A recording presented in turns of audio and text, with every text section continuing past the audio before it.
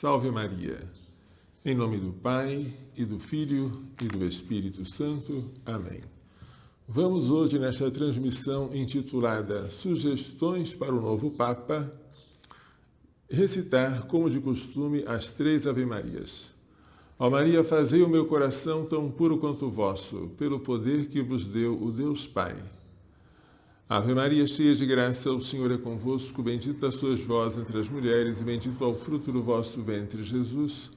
Santa Maria, Mãe de Deus, rogai por nós, pecadores, agora e na hora da nossa morte. Amém. Pela sabedoria que vos deu o Deus Filho. Ave Maria, cheia de graça, o Senhor é convosco, bendita sois vós entre as mulheres, e bendito é o fruto do vosso ventre, Jesus. Santa Maria, Mãe de Deus, rogai por nós, pecadores, agora e na hora da nossa morte. Amém. Pela misericórdia que vos deu o Espírito Santo. Ave Maria, cheia de graça, o Senhor é convosco, bendita sois vós entre as mulheres, e bendito é o fruto do vosso ventre, Jesus. Santa Maria, Mãe de Deus, rogai por nós, pecadores, agora e na hora da nossa morte. Amém. Em nome do Pai, do Filho e do Espírito Santo. Amém. Sugestões para o novo Papa.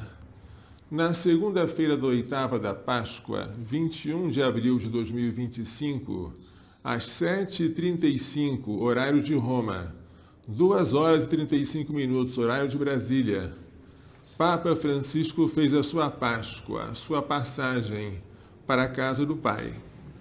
Faleceu com 88 anos de nascido e 12 anos de pontificado. Rezemos pela alma de Francisco, o doce Cristo na terra, que deixou a terra para ir ao céu. Em suas cartas, Santa Catarina de Sena, que viveu no século XIV, chama o Papa de o doce Cristo na terra.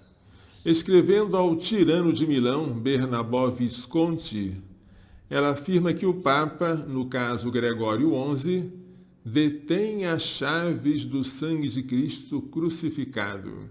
E acrescenta, ainda que ele fosse um demônio encarnado, jamais devo levantar a cabeça contra ele.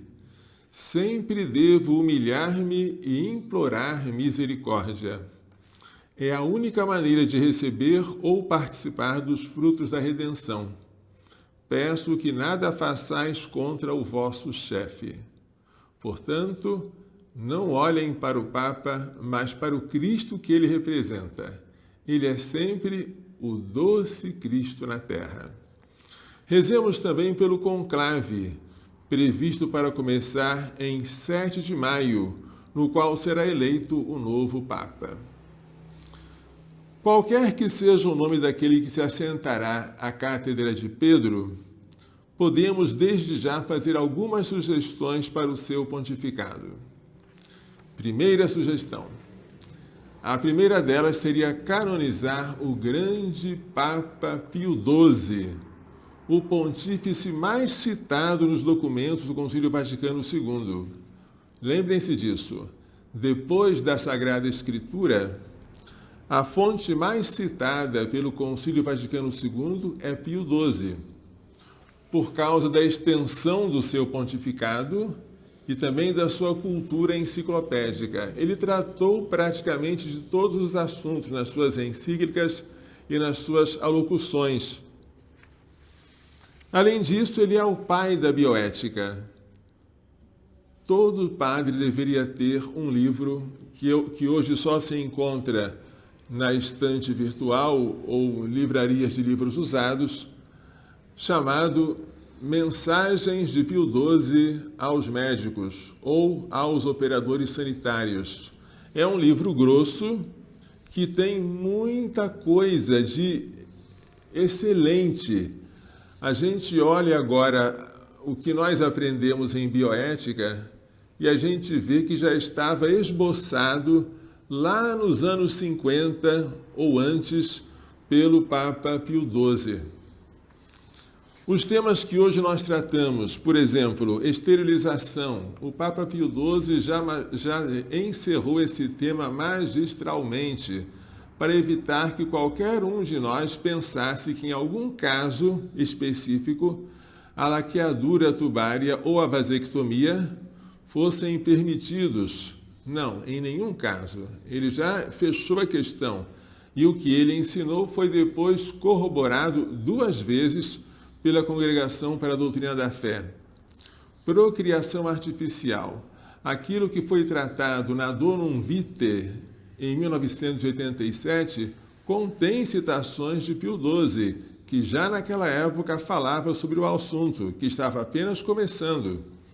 Os transplantes, Pio XII tratou dos transplantes, da legitimidade de pegar órgãos de um paciente para outro.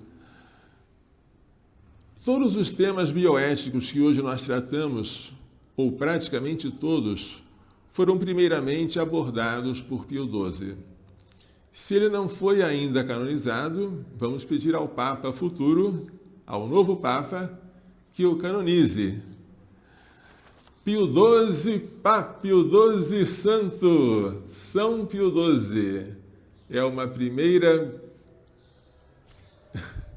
é um primeiro pedido ao Papa que será eleito, que sairá deste novo conclave. Vamos fazer um segundo pedido ou uma segunda sugestão. A segunda delas seria definir como verdade de fé, a partir do mistério da encarnação, que todo indivíduo humano, à semelhança de Cristo no seio da Virgem Maria, recebe, por criação direta de Deus, uma alma racional no momento da concepção. Para nós, esse momento é aquele em que os 2 gametas, materno e paterno, perdem sua individualidade para darem origem à célula ovo ou zigoto. Cristo, que, abre aspas, citação do Concílio Vaticano II, Gaudium et Spes, Cristo que manifesta plenamente o homem ao próprio homem, fecha aspas, é a chave teológica para se resolver a questão da animação embrionária. Esse foi o tema da minha tese de doutorado em bioética. A alma do embrião humano como fundamento ontológico da sua dignidade de pessoa. Nesta tese, eu tentei mostrar que se Santo Tomás de Aquino vivesse hoje entre nós, seguramente ele defenderia a tese da animação imediata, ou seja, da criação e infusão da alma por Deus no primeiro momento em que ela é concebida. Na época dele, por falta de uma biologia correta, por respeito a certas fontes de Aristóteles ou a interpretações de Aristóteles, Santo Tomás defendeu a animação retardada.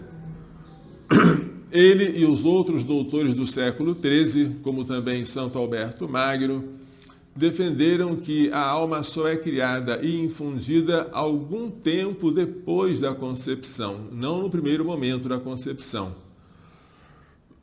É verdade que os 2 doutores jamais admitiram o aborto, mesmo no fato de um embrião, entre aspas, não animado ainda por uma alma racional. Mas, nesse caso, matar um embrião que ainda não foi animado por uma alma racional não seria um pecado de homicídio, porque ainda não há uma pessoa. Seria um pecado de anticoncepção, é um pecado contra a dignidade da procriação. Em ambos os casos seria um pecado mortal, mas seriam pecados mortais de espécies diferentes. Assim pensavam os grandes doutores do século XIII. Mas teria sido bem melhor se a Igreja Católica definisse que desde o momento da concepção é criada e infundida uma alma racional, espiritual e imortal da parte de Deus. Esta definição ainda não houve. O Catecismo da Igreja Católica ensina: a vida humana deve ser respeitada e protegida de modo absoluto a partir do momento da concepção. Desde o primeiro momento da sua existência, devem ser reconhecidos a todo ser humano os direitos da pessoa, entre os quais o direito inviolável de todo ser inocente à vida. Catecismo 2270. Isto é um ensinamento moral. Porém, o que a Igreja ainda não falou é se de fato aquele embrião que deve ser protegido como pessoa é uma pessoa. Há uma pessoa desde o momento da concepção? A instrução Donum Vitae chega a perguntar: como o indivíduo humano não seria pessoa humana? Donum Vitae foi de 1987 e ela pergunta isso no número 1.1. Como o indivíduo humano não seria pessoa humana? Mas a pergunta fica em suspenso. De fato, a animação imediata de todo indivíduo humano é uma verdade filosófica. Santo Tomás trata da questão da animação do ponto de vista filosófico. E sobre verdades filosóficas, a Igreja não costuma pronunciar-se. Porém, nada impede, em princípio, que tal verdade seja também teológica, isto é, que seja derivada do dogma da encarnação. De fato, a Igreja sempre ensinou que o corpo de Cristo foi animado por uma alma racional desde o primeiro instante da sua concepção, no seio da Virgem Maria. Ora, é Cristo, citando novamente o concílio, que manifesta plenamente o homem ao próprio homem. Queremos saber como é o homem? Olhemos para Cristo, porque ele manifesta o homem ao próprio homem. A animação imediata do corpo de Cristo, que é uma verdade de fé, pode então servir de modelo para a animação imediata de todos os homens, uma vez que o Verbo se fez em tudo semelhante a nós, menos no pecado. Conferir Hebreus 4,15. Esse é o raciocínio teológico de São Máximo Confessor. São Máximo, partindo do exemplo de Cristo, homem, ele diz que nós devemos ser à semelhança dele, concebidos e animados por uma alma racional num mesmo instante. A concepção e a animação por uma alma racional são coisas simultâneas em Cristo e em nós. Negar isso em nós seria negar isso em Cristo, diz São Máximo, porque Cristo é um verdadeiro homem e assumiu tudo aquilo que nós temos, menos o pecado.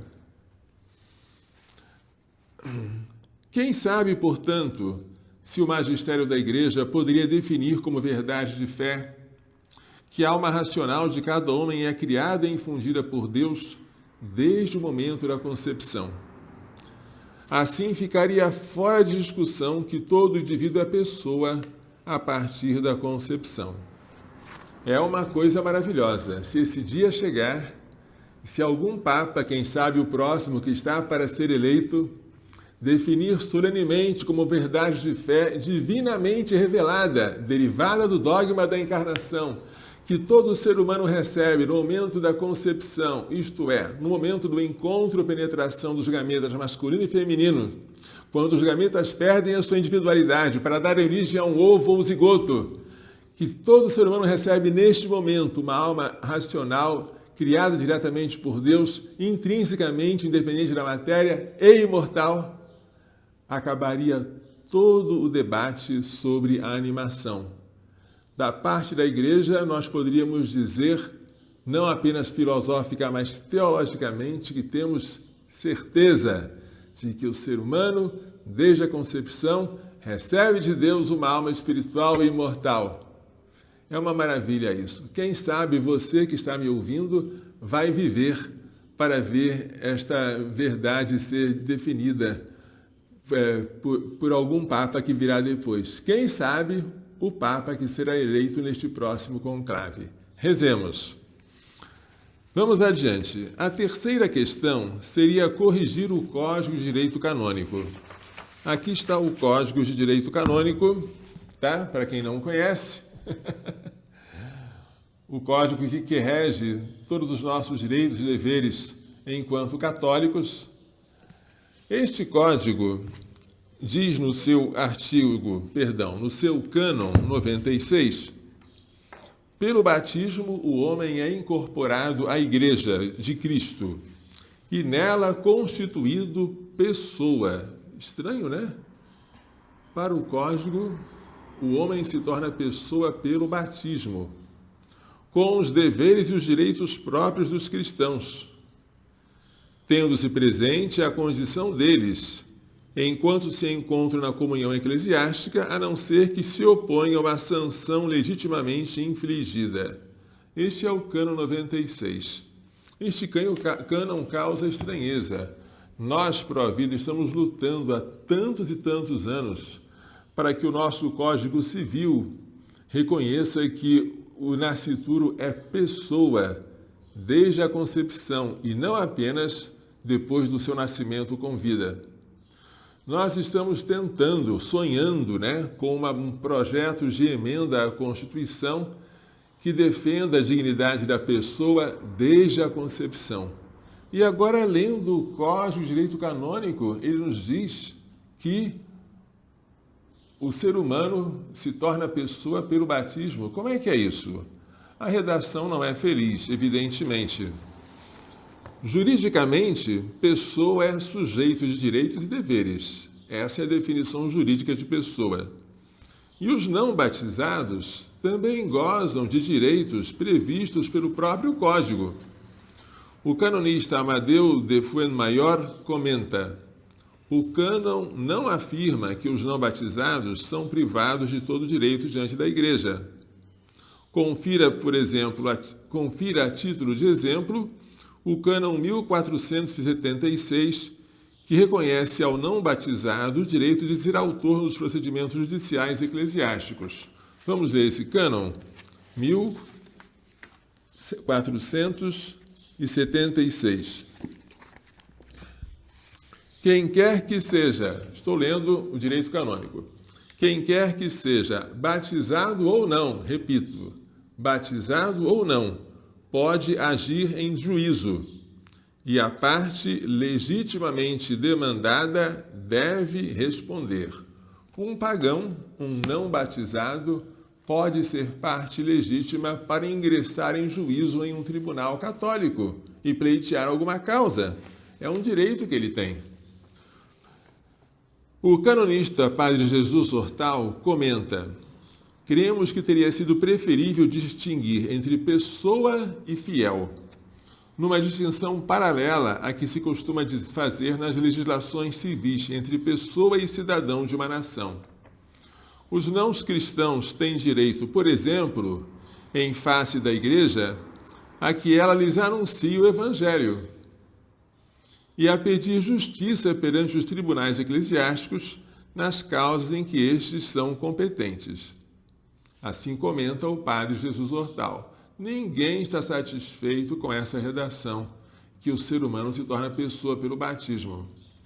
As crianças, já não é mais o Padre Jesus Hortal, sou eu. As crianças não batizadas têm direitos, a começar pelo direito à vida. Tanto é assim que o cânon 1398 pune com excomunhão late sententia o crime do aborto, que é sempre cometido contra crianças não batizadas.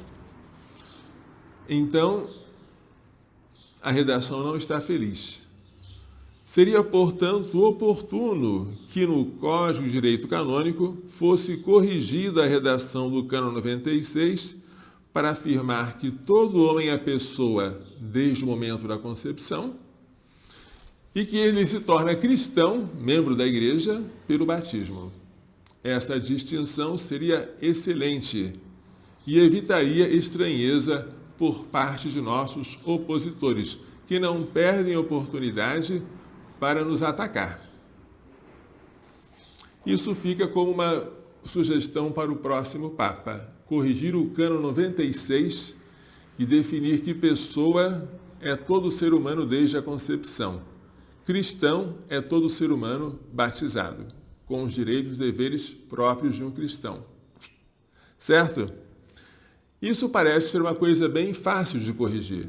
Quem sabe o próximo Papa, se for bem assessorado, se digne nos dar esse presente desta correção do cânon 96 do Código.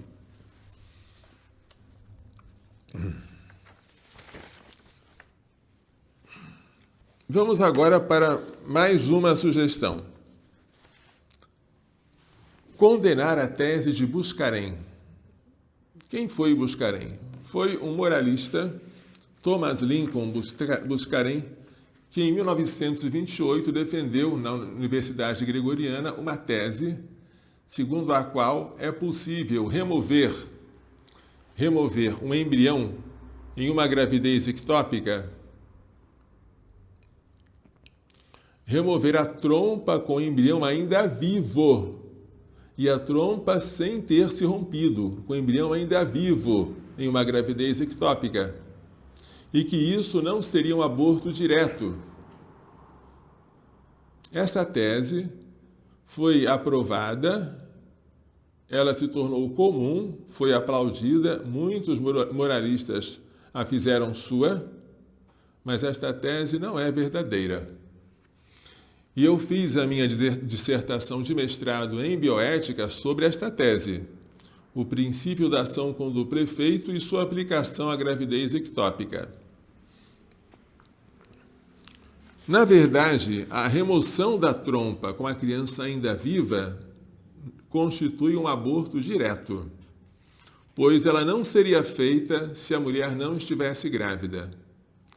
O objeto da ação, o finis operis, é remover não a trompa, mas a criança do organismo materno, com a sua morte consequente.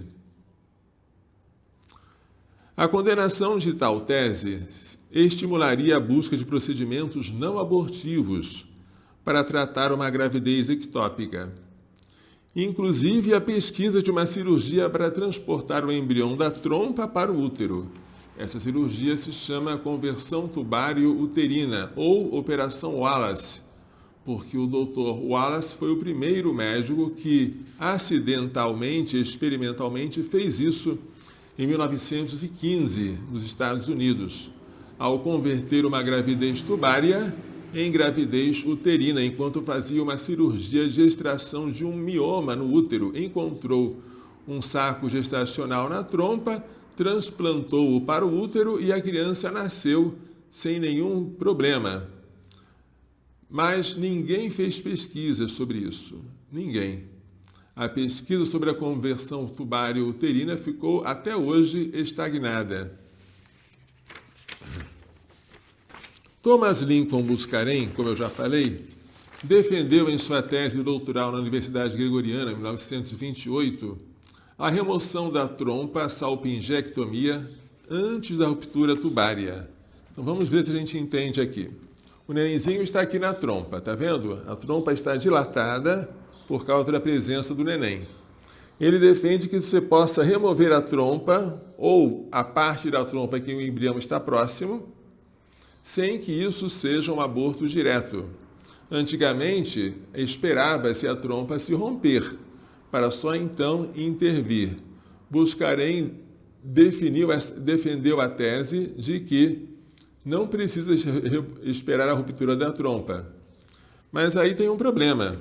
Segundo ele, mesmo antes que a trompa se rompa, ela se torna debilitada, enfraquecida. A criança, diz ele, não é a doença a ser removida. Seu crescimento, porém, torna a tuba doente. E é esse órgão doente, diz Buscarém, que é removido pela salpingectomia, tendo como efeito indireto a morte da criança que se encontra em seu interior. Este é o raciocínio dele. Embora esta tese tenha encontrado ampla aceitação entre os moralistas, ela não é segura. Não conta com apoio explícito do magistério da Igreja e apresenta duas dificuldades insuperáveis. Primeiro, essa cirurgia não seria feita se a mãe não estivesse grávida. Se a mulher não estivesse grávida, você não removeria a trompa. Você remove a trompa porque o embrião está lá dentro. E se ele não estivesse, você não removeria essa trompa.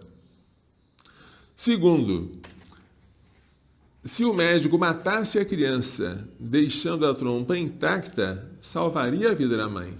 Se o médico não mexesse na trompa e só removesse o embrião, ou só matasse o embrião, resolveria o problema. Ou seja, esses dois argumentos provam que quando você quer remover uma trompa com útero vivo dentro dela, você não quer extrair um órgão doente, você quer extrair a criança, que acidentalmente está na trompa. Mas o objeto da ação é o neném, é a remoção do neném com a sua morte consequente. É um aborto diretamente provocado. Diferente da remoção de um útero grávido e canceroso. No útero grávido e canceroso, se a mulher não estivesse grávida, o médico, mesmo assim, retiraria o útero, faria uma esterectomia. E, aliás, se o médico não retirasse o útero, mas matasse o neném que está dentro do útero, ele não curaria a mãe. Então, o neném não tem nada a ver com a cura da mãe na esterectomia. Mas a morte do neném tem tudo a ver com o benefício da mãe na salpingectomia.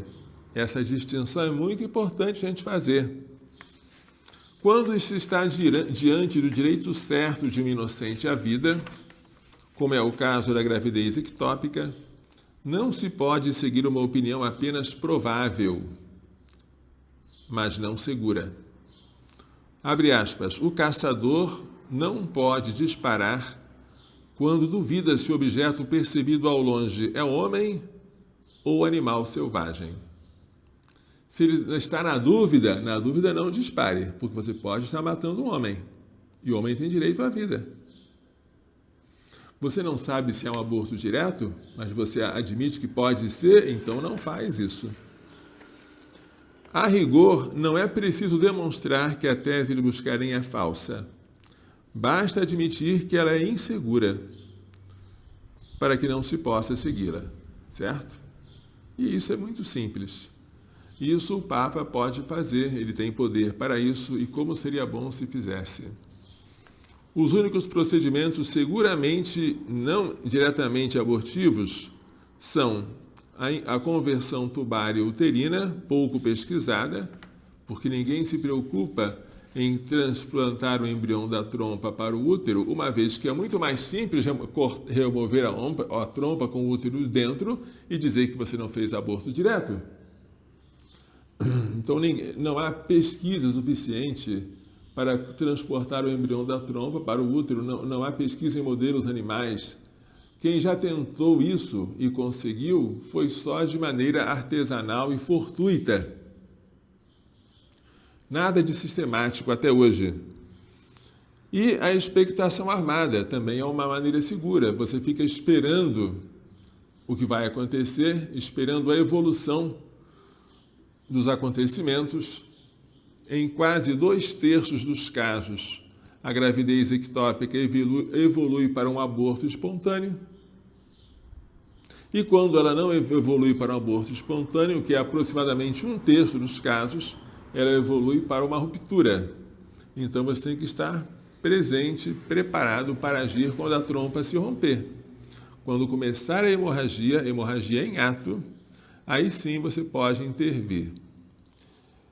Bem, a condenação desta tese estimularia a pesquisa de procedimentos não abortivos para salvar o embrião nesta gravidez ectópica. E hoje nós vemos que a ignorância médica nesse assunto é muito, muito grande. E, aliás, eu não culpo os médicos. Os próprios moralistas católicos ensinam que isso não é aborto direto. Quem diz o contrário parece um radical fanático. Mas não é, eu argumentei com vocês. E o Papa tem o poder de colocar as coisas como elas são. Antes de Buscarin, ninguém se atrevia a remover uma trompa antes da sua ruptura. Porque depois todos mudaram. Alguma coisa deve estar errada nisso aí. Bem, Então já falamos de 4 sugestões para o Santo Padre, não é? A primeira dela é canonizar o grande Pio XII, tão acusado injustamente de ter se omitido em relação aos judeus. A segunda é definir como verdade de fé a animação imediata de todos nós, seres humanos, a exemplo da animação imediata de Cristo no ventre de Maria Santíssima. A terceira, corrigir o cânon 96 para definir que o momento em que o homem se torna pessoa é o momento em que ele se torna homem, ou seja, na sua concepção, e não no momento do seu batismo. E a quarta sugestão é condenar a tese de Buscarém para dizer a remoção da trompa com o embrião ainda vivo dentro dela antes da sua ruptura constitui aborto direto e não apenas uma morte indireta do nascituro, como pretendia Thomas Lincoln Buscarém. São 4 sugestões. Qualquer um de nós pode fazer sugestão ao Papa. Se ele vai aceitar, nós não sabemos. Mas podemos fazer, quem sabe, uma sugestão nossa passe para uma outra pessoa, que passe para uma outra que conhece o Papa, que é influente, que consegue. E quem sabe o Papa dê atenção a essas coisas, resolva estudá-la e depois definir. É uma coisa maravilhosa. O Papa pode muitas coisas. Foram dadas a ele as chaves do reino dos céus, de modo que aquilo que ele liga na terra é ligado nos céus, e aquilo que ele desliga na terra é desligado no céu. Por isso, nunca será demais rezar pelos cardeais em conclave, para que elejam um Papa santo e capaz de lidar com os assuntos tão graves pelos quais passa a Igreja de hoje, né? Bem, agora eu convido vocês a rezarem comigo esta oraçãozinha à Madre Maria José de Jesus. Estão vendo? Aqui está a relíquia com o rosto dela e a oração pela sua beatificação. Eu estou sempre rezando esta oraçãozinha, pedindo pela minha coluna, pelos meus joelhos e pelas minhas articulações. Se assim curado eu der glória a Deus, se assim curado eu puder servir melhor ao próximo, se assim curado, Madre Maria José de Jesus for elevada à honra dos altares. E eu agradecer a Deus com muita gratidão e com muita humildade. Então vamos rezar essa oraçãozinha. Deus de poder e misericórdia, que tornaste de vossa serva, Madre Maria José de Jesus, admirável por suas virtudes e santidade de vida, por seu amor à Igreja e ao Carmelo, e por sua constância na oração em benefício das almas, concedei-nos por sua intercessão conformar nossa vontade à de Cristo, e alcançar a especial graça que ardentemente vos imploramos. Agora você pede a graça. Por nosso Senhor Jesus Cristo, vosso Filho, na unidade do Espírito Santo. Amém. Agora um Pai Nosso, uma Ave Maria e um Glória. Pai nosso que estais nos céus, santificado seja o vosso nome. Venha a nós o vosso reino, seja feita a vossa vontade, assim na terra como no céu. O pão nosso de cada dia nos dai hoje, perdoai-nos as nossas ofensas, assim como nós perdoamos a quem nos tem ofendido, e não nos deixeis cair em tentação, mas livrai-nos do mal. Amém. Ave Maria, cheia de graça, o Senhor é convosco, bendita sois vós entre as mulheres, e bendito é o fruto do vosso ventre, Jesus. Santa Maria, Mãe de Deus, rogai por nós, pecadores, agora e na hora da nossa morte. Amém. Glória ao Pai, ao Filho e ao Espírito Santo, como era no princípio, agora e sempre. Amém. Agora vamos rezar a súplica ardente pelo Provida de Anápolis, dirigida a São José. Rezem comigo. Glorioso e castíssimo São José, a cujo nome está consagrado o nosso oratório, vinde em nosso socorro nesta aflição pela qual passamos. Vós que experimentastes a dor de não encontrar um lugar para o menino Jesus nascer, não permitais que esta casa feche as portas ao mesmo menino que a nós vem na pessoa de uma criança em gestação. Vós que com prontidão vos levantastes e tomastes o menino e sua mãe para levá-los para longe da fúria de Herodes. Vinde depressa libertar-nos da fúria do inferno, que deseja a ruína desta casa e desta obra. Vós que amais as crianças, pois vedes nelas o próprio Filho de Deus, a quem sustentastes e protegestes, não deixeis que os pequeninos sejam privados da vida natural pelo aborto, nem da vida sobrenatural pela falta do sacramento do batismo. Vós que trabalhastes silenciosamente no lar de Nazaré, não deixeis que a falta de silêncio em nós venha perturbar a paz que o menino Jesus nos veio trazer. Vós que vos preocupáveis com o sustento e o bem-estar dos dois tesouros a vós confiados, Jesus e Maria, providenciai para as mães e seus filhinhos a quem assistimos tudo o que for necessário para o corpo e para a alma. Se é desejo de Deus, como desejava nosso fundador Dom Manuel Pestana Filho, que haja irmãs religiosas para cuidarem das mães gestantes e de seus filhos por nascer, não deixeis que esse desejo se frustre. Mostrai-nos, São José, quais irmãs Deus escolheu para realizar este trabalho, que São João Paulo II chamou de o mais importante da terra. Dai-nos, São José, a pureza angélica requerida para cuidar das criancinhas, cujos anjos veem continuamente a face de nosso Pai que está nos céus. Obtende-nos de vossa esposa, Rainha dos Anjos, uma legião de espíritos celestes para guardar esta casa e esta obra contra os ataques do maligno.